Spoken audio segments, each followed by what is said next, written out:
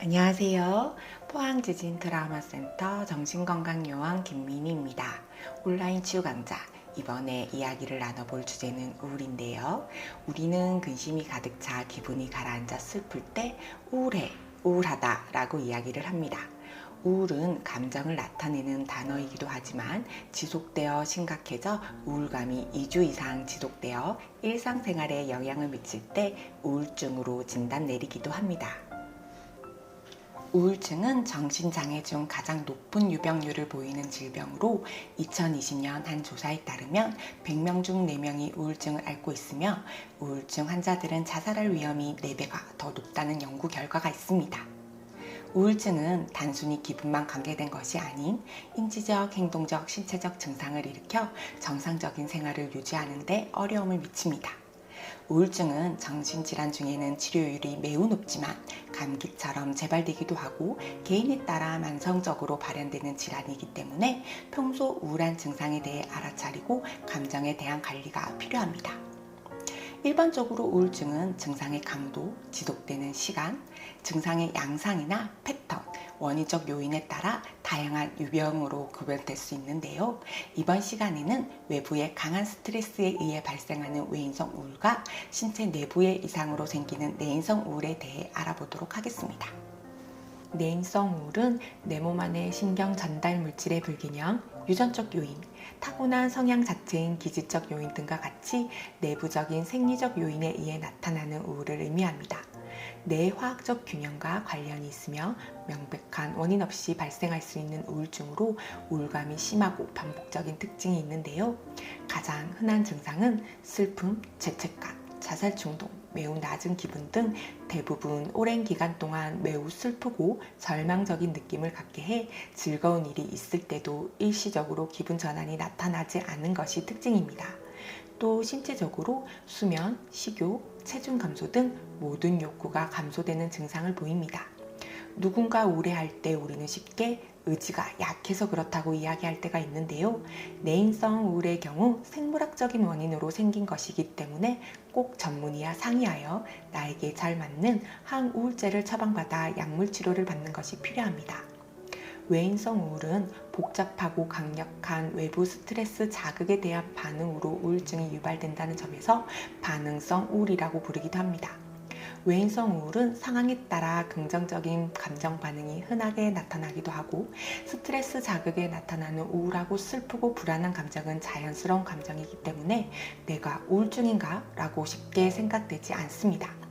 하지만 스트레스가 장기간 지속되고 대처할 수 없게 되면 그 상황에 압도되어 일상생활에 지장을 받고 더 큰 스트레스로 이어지는 악순환에 빠지게 되는데요. 이때 자연스럽게 따라오는 우울감을 방치하게 되면 우울증으로 이어지는 경우가 많기 때문에 자신의 감정이나 나타나는 반응들을 되돌아보는 것이 필요합니다. 우울증의 75%를 차지하는 외인성 우울은 심리, 사회적, 환경적 영향을 많이 받는다고 했는데요. 심리, 사회적 영향은 어떤 것들이 있는지 영상으로 만나볼까요? 우리의 인생은 생각지 못한 방향으로 흘러갈 때가 있습니다. 뭐지 잘못했어? 나 결혼 안 해. 뭔 소리야? 결혼 안 해요. 계획들이 틀어질 때도 시그니처 메뉴 갖고 와. 미처 준비하지 못한 사건, 사고에 넘어지기도 하죠. 이번에 입사 동기 5명 중에 오대리만 승진 누락이야. 살아가면서 마주치는 다양한 갈등들, 리뉴얼하는 TF팀에 다 들어갔고. 그리고 이름은 같은데 인간은 아주 다른. 극심한 뭐예요? 스트레스를 경험하기도 합니다. 갈 땐 있고 대놓고 비교당하잖아. 저 좀 불쌍해 보이지 않나요? 손도 이렇고 난 내가 좀 불쌍한 것 같은데. 아니 많이 불쌍한 것 같은데.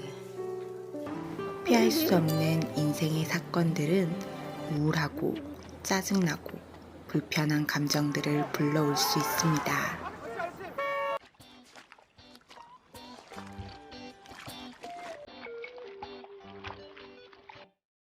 나는 자랑스럽습니다.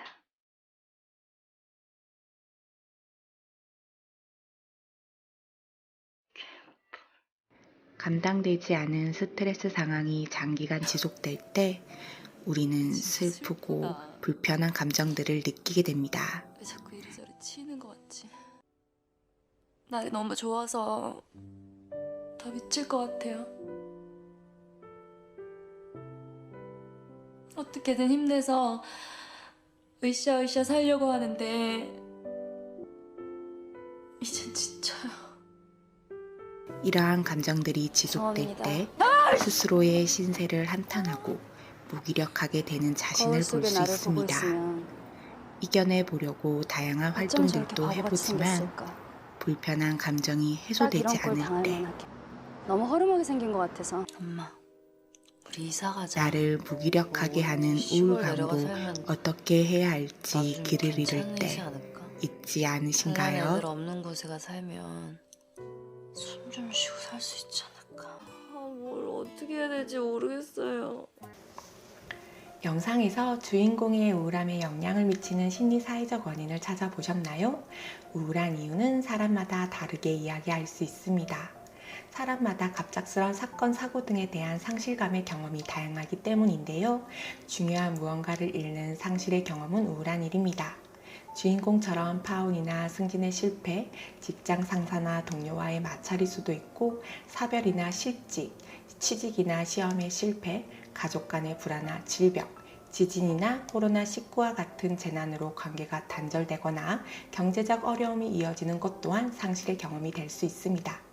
이러한 상황에 적절하게 대응하지 못할 때 우리는 외인성 우울증을 경험할 수 있습니다.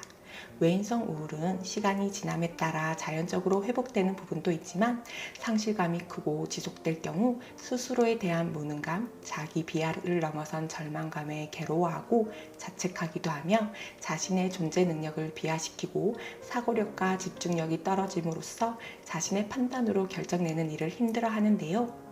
이처럼 우울증을 겪고 있는 사람들에게 자주 나타나는 것이 부정적인 인지 왜곡입니다.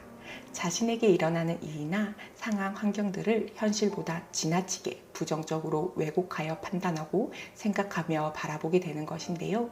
스스로를 가치 없는 사람이라고 느낀다면 성공적인 삶을 살아가기란 불가능할 수밖에 없습니다.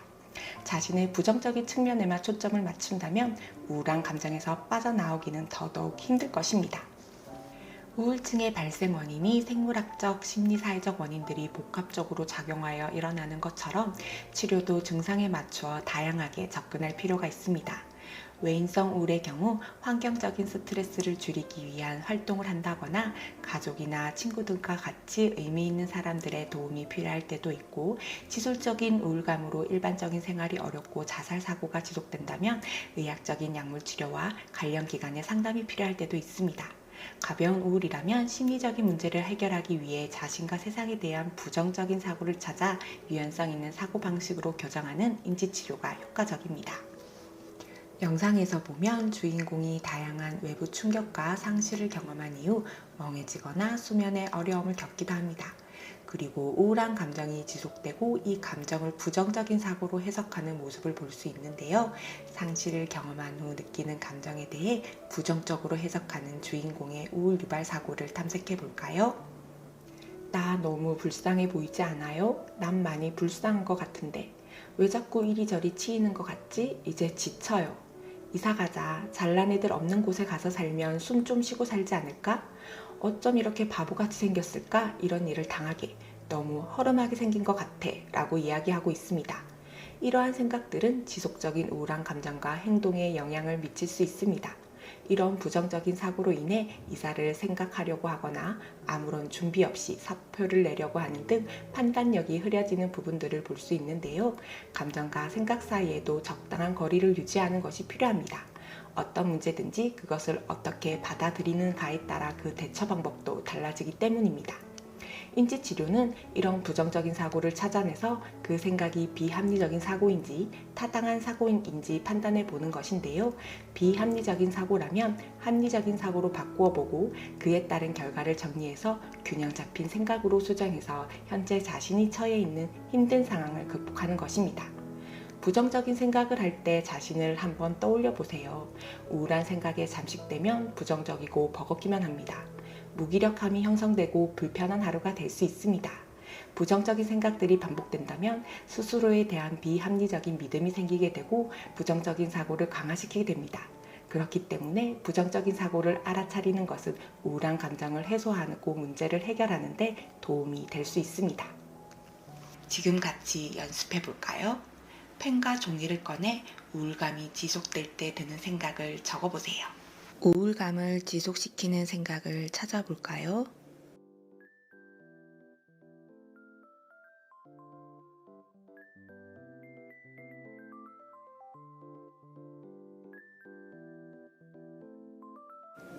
그렇게 생각한 이유는 분명히 있을 거예요. 이러한 생각이 지속되었을 때 나타날 수 있는 생각에 대한 결과를 적어볼까요? 어떤가요? 떠오른 생각이 합리적인 것 같으신가요? 아니라면 우울감을 지속시키는 생각에 반대되는 이유도 함께 적어볼게요.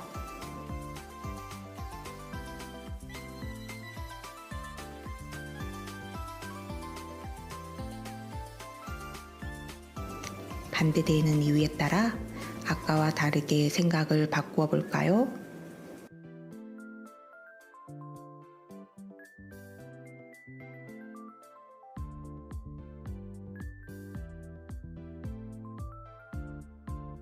생각이 바뀐다면 생각에 따른 행동의 계획과 결과도 달라질 거예요.